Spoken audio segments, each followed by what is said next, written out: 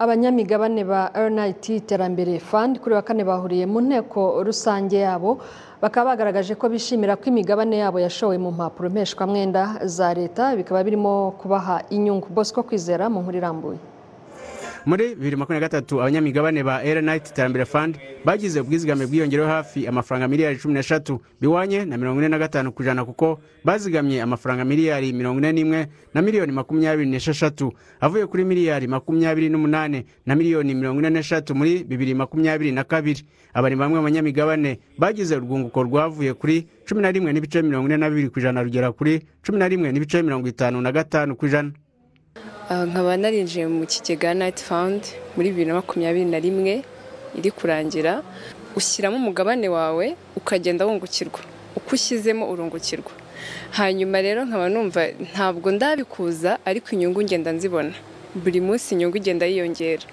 Ni byinshi hari igihe umuntu aba afite imishinga myinshi ariko bitewe n'inyungu ufite n'amafaranga umaze kugeza niyo akwereka umushinga ushobora gutangira. Kigiye mu mvuga ko amafaranga nizigamye ngomba kuyongera mu gihe kingana n'imyaka 3 nkaba ariho nzayakuramo kuko aribwo nabonye ko yabagize umumaro.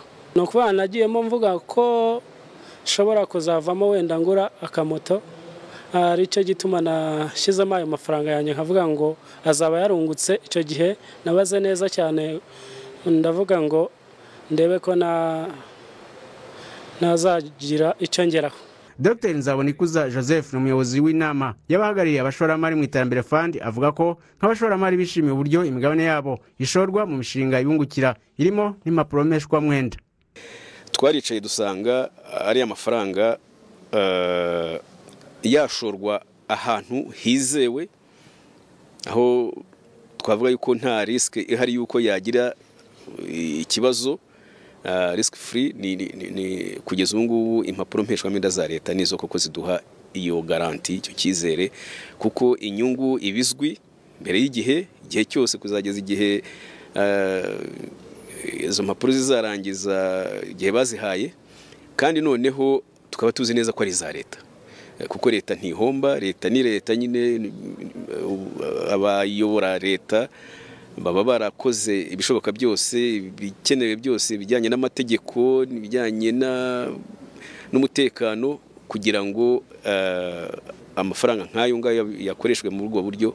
Umwaka ushize wa 2023 washojwe hafungwa amakonti 19,495 bivuze ubwiyongere bw'abanyamigabane ku kigero cya 57.5%. Amafaranga agera kuri miliyari 2 na miliyoni 589 niyo yasubijwe abanyamigabane ku busabe bwabo. Kwizera Bosco mu mujyi wa Kigali.